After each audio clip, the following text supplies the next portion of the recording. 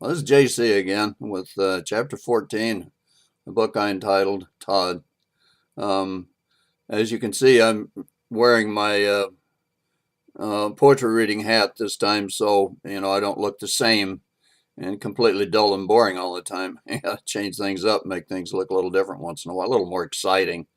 Anyhow, I told a lady friend of mine yesterday that I was about ready to write another chapter. She asked what it was going to be about, and I told her, frankly, I don't know. I'll just have to figure that out when I sit down. But it will be interesting, so be sure and read it. And anyhow, I finished it, and I think it's kind of interesting. It was fun to write, anyhow. So I hope you enjoy it. And without further ado, I'll start now on chapter 14 of my book that I entitled Todd. Okay, this is chapter 14, Todd. The coffee was ready, and Betsy carried in the serving tray with 3 cups and saucers and sweetener and creamer. She sat it on the coffee table and sat at one end of the sofa, leaving room for Leslie and Todd to sit. They thanked her and sat down and fixed their coffees. After a few moments, they had enjoyed a sip or two apiece of the coffee. Les asked Todd what he meant about her being more professional, selling and stuff.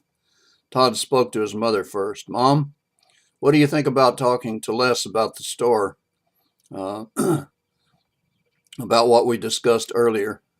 Betsy was quiet for a second or two, then said, I think it's okay. To see if she's even interested, anyhow. Interested in what? Asked Les. Todd said, Les, Mother and I are considering incorporating the hardware store, the company. I need to look into it a bit more and probably should talk to a corporate attorney. I think the procedure is fairly simple. If we were to incorporate, we would need 3 directors. Mom and I would be 2, and we wonder if she, Leslie, if you, would consider being the 3rd. We 3 would form the board of directors. Les thought for a moment, not sure just what to say in response. Todd could see she was a bit confused by this off-the-wall suggestion, but he waited for her to make a reply without his prompting. Is this a question, she asked, or just something you're mulling over? I mean, if I say I like this, am I in, or would you still need time to think about it more? Now Betsy spoke up. Leslie, Todd loves you very much, and so do I. We would never toy with you about something as personal as this. If we do decide on incorporating, you're the only person either of us would want with us, except maybe my sister Lola. And if she were to want to be part of the company, we could always have 4 directors. Who knows about her? She may even want to work in the store.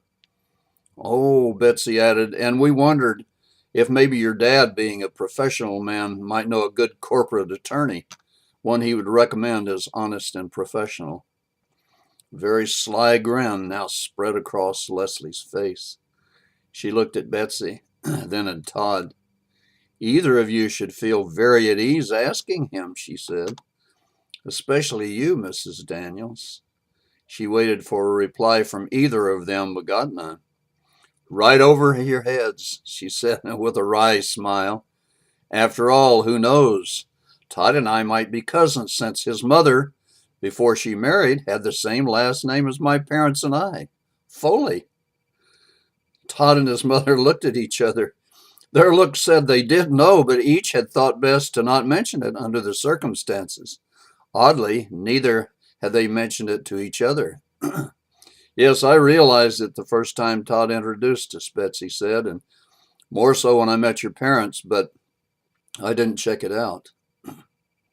I did, said Todd. So, what if we're 3rd cousins? So, what now? You're kidding, of course, said Leslie. We aren't really 3rd cousins, are we? Leslie seemed to draw back inside herself, ever so slightly, without actually moving. It was a very deep feeling and shouldn't have been noticeable, but Todd did notice it. Todd always noticed everything, and Leslie noticed that. It was very quiet in the room for several seconds. Then Les stood up and, picking up her cup, said, My coffee's cold. I need a refill. and she went into the kitchen. The coffee in the percolator was still hot. Leslie picked it up and slowly let the hot beverage dribble into her cup. She watched the steam rise off the small stream of coffee, seemingly fascinated, as if it were something odd or unusual. Suddenly she shook her head back and forth, realizing there had been no conscious thought in her mind except for the rising steam as the coffee filled her cup. Leslie turned around, halfway expecting someone to be behind her, but no one was. She slowly walked back into the living room. Todd and Betsy were still sitting on the sofa, just as they were when she had left the room. Neither had moved or spoken. Leslie walked to Bobby's recliner and sat down. She placed her cup on a coaster on the lamp table by the chair. The silence was very heavy in the room, almost as if the room were empty. Then, to neither one in particular, she blandly asked, "What would we need to do first about forming a corporation?" Todd said, "What? Sorry, I didn't hear you very well." She began again. "I said—" "Hold it," Todd said. "I can't hear you from over there. We're too far apart. You'll have to come over here if you want to discuss something." Leslie looked at Betsy, then at Todd, but she didn't move. This was quite a can of worms she had stirred up with her innocent remark. A remark meant to be a joke, but it was no joke. She could see that now, and she wished she hadn't said it. Why couldn't things always be just cut and dried? Why couldn't things just be simple?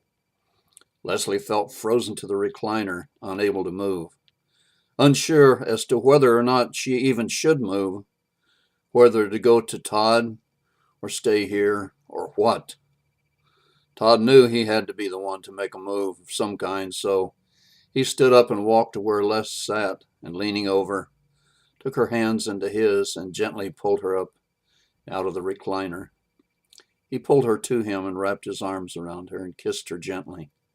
"Hey," he said, "we were going to be related in a couple of years anyhow, so what's the big deal? We just became related a little sooner is all." "But cousin," says Les. "It's not the same, is it?" "Sweetie, I love you. I would still love you and want you for my wife, even if you'd turned out to be my long-lost half-sister instead of my third cousin." "But Todd, can things be all right? I mean, nothing will be wrong or weird or anything. Will they? Will it?" Todd looked at his mother now just for an instant and then said to Leslie, "Mom and Dad were third cousins, and they were okay together." Leslie's eyes opened wide in somewhat of a disbelief, and she said, "You're joking, aren't you?" Betsy said, "No, honey, he isn't joking." And to Todd, she asked, "How did you know that?" Now both Betsy and Leslie's eyes were locked on Todd, waiting for his answer. Then with a huge grin, Todd said, "Mom, Les, I know everything, remember?"